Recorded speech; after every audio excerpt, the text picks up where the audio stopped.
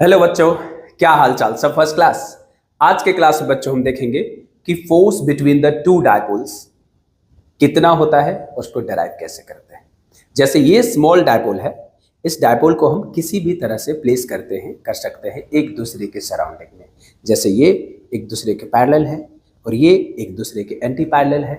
ये along the same line है in the same direction, ये अलोंग द सेम एक्सिस है इन अपोजिट डायरेक्शन।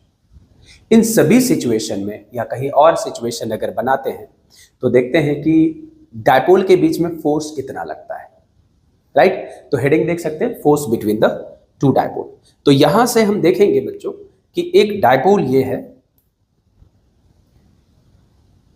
इस डायपोल स्मॉल डायपोल है, इस डायपोल का डायपोल मोमेंट हमने लिख दिया P1 और ये दूसरा डायपोल है। नीचे हम R रिप्रेजेंट करेंगे तो डायपोल मोमेंट ऊपर रिप्रेजेंट कर देते हैं और दूसरा डायपोल है ये, इसको हम लिख देंगे क्या, P2।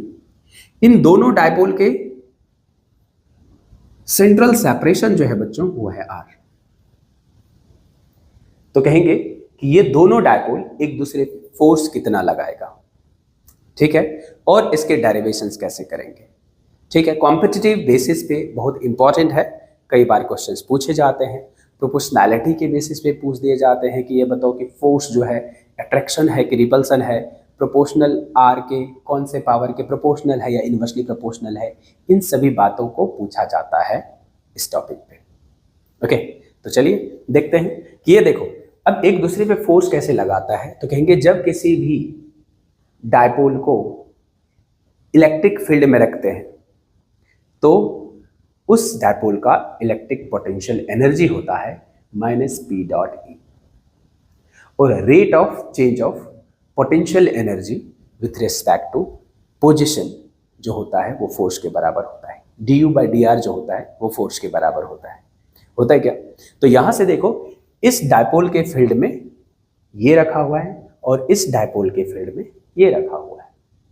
तो यहां पे हम इस डायपोल के कारण फील्ड इस पॉइंट पे कैसा होगा, कहेंगे ये जो है एक्सियल लाइन है, एक्सियल पॉइंट पे फील्ड कितना होगा स्मॉल डायपोल के लिए, लिखेंगे फील्ड इलेक्ट्रिक फील्ड